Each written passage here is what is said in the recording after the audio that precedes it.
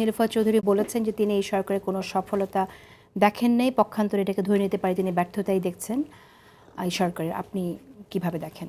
আরেকটি মন্তব্য, গুরুত্বপূর্ণ মন্তব্য তিনি করেছেন যে এই সরকার গণঅভ্যুত্থানে যারা অংশগ্রহণকারী তাদের সরকার, কিন্তু এই সরকার গণঅভ্যুত্থানে কিন্তু ছিল না। সেই জায়গা থেকে আপনি কিভাবে? ধন্যবাদ যারা দেখছেন এবং যারা সহ আলোচক আছেন সবাইকেই ধন্যবাদ। আসলে সরকার, আমরা দেখছি সরকারের অনেকগুলি জায়গায় ব্যর্থতা চোখে পড়ছে। আমাদের বিচার প্রক্রিয়া যদি বলি সেখানে ব্যর্থতা চোখে পড়ছে, দ্রব্যমূল্যের দাম যদি বলি সেখানে আমরা ব্যর্থতা চোখে পড়ছে, আরও বিভিন্ন জায়গায় আইন শৃঙ্খলা এবং আরও অনেক ইস্যুতে এই সরকারের ব্যর্থতা কিন্তু আমাদের চোখে পড়ছে। এবং সেই জায়গাগুলি নিয়ে রাজনৈতিক দলগুলি, আমরা সবাই কিন্তু কথা বলছি, জনগণ কিন্তু কথা বলছে। সেই কথা বলার জায়গাটা কিন্তু আমরা পাচ্ছি অন্তত এই সরকারের আমলে, যেটা এই সরকারের আমলে একটা গুড সাইন, একটা ভালো জিনিস যে আমরা কথা বলতে পারতেছি, সবাই ওপেনলি সরকারের সমালোচনা করতে পারতেছি। পয়েন্ট ইজ, যেটা আপা বললেন যে যারা 5ই আগস্ট ঘটাইছে তাদের ফলাফল হলো এই সরকার। সো সেখানে কিন্তু 5ই আগস্ট যদি আমি বলি, 5ই আগস্টে তো বিএনপিও হিস্সা দাবি করেন, বা জামাত, শিবির, অন্যান্য যেই পলিটিক্যাল দল তারাও তো তাদের হিস্সা দাবি করেন যে আমরাও 5ই আগস্টের স্টেক হোল্ডার।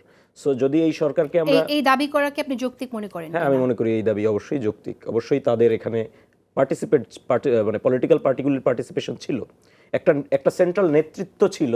সেই সেন্ট্রাল নেতৃত্বকে আমাদের অস্বীকার করার কিছু নাই, কিন্তু পলিটিক্যাল পার্টিগুলি তো অবশ্যই এখানে মুভমেন্টের স্টেক হোল্ডার। সেই জায়গা থেকে কিন্তু সরকারটা তাদেরও। সুতরাং এই সরকার কে বা কারা বানাইছে এইভাবে বলে কারো উপরে দায় চাপিয়ে দেওয়া সরকারের, এটা আমি মনে করি অযৌক্তিক। আপনি বলছেন যে বিচারের ক্ষেত্রেও আপনি ব্যর্থতা দেখছেন এখানে অন্তর্বর্তী সরকারের, আবার আপনারাই বলছেন যে আগে আওয়ামী লীগের বিচার হবে তারপর নির্বাচন হবে। তাহলে বিষয়টা কিরকম কন্ট্রাডিক্টরি হয়ে গেল? না, ব্যর্থতা সেটা তো আছেই। ধরেন বিচারের ব্যর্থতা আমরা দেখছি যে বিভিন্ন জায়গায় মানে আওয়ামী লীগের নেতাকর্মী যারা সরাসরি হামলার সাথে জড়িত তারা বিভিন্ন জায়গায় শেল্টারে লুকিয়ে আছে, অনেকে বাইরে চলে যাচ্ছে, কিন্তু আইনশৃঙ্খলা রক্ষাকারী বাহিনী তাদেরকে ধরতেছে না। এই জায়গাগুলোয় তো আমরা সমালোচনা করছি, কিন্তু পয়েন্ট ইজ যে দেখেন, মানে ওইটাই কথা আগেরটা আপা যেটা বললেন যে সংস্কার একটা চলমান প্রসেস। ডেফিনেটলি সংস্কার একটা চলমান প্রসেস, কিন্তু মানুষের ওই যে বিশ্বাসের জায়গাটা, মানে দেখেন 90-এর অভ্যুত্থান তো একদম ক্লাসিক উদাহরণ। 90-এর অভ্যুত্থানে যে সব পার্টি মিলে যে একটা সাইনিং হয়েছিল, মানে একটা যেই দলিলে সাইন করেছিল, সেটা কিন্তু পরবর্তীতে বাস্তবায়ন হয়নি। এবং আমরা দেখেছি যে মানে এই আপনার 71-এর পর থেকে এই পর্যন্ত রাজনৈতিক দলগুলি ক্ষমতায় আসলে, এবং আমরা যেটা একদম মৌলিক জায়গা সংস্কারের কথা বলছি, যেমন সংবিধান, মানে সংবিধানের যে প্রধানমন্ত্রী কেন্দ্রিক ক্ষমতা কাঠামো, সেটার কথা তো আমরা বলছি। তো এই যে এই জায়গাগুলি যদি থাকে তাহলে আমাদের ওই যে সংস্কারের যেই আকাঙ্ক্ষাটা, এটা আমরা দেখেছি পলিটিক্যাল পার্টিগুলি আসলে এটা হোঁচট খায়।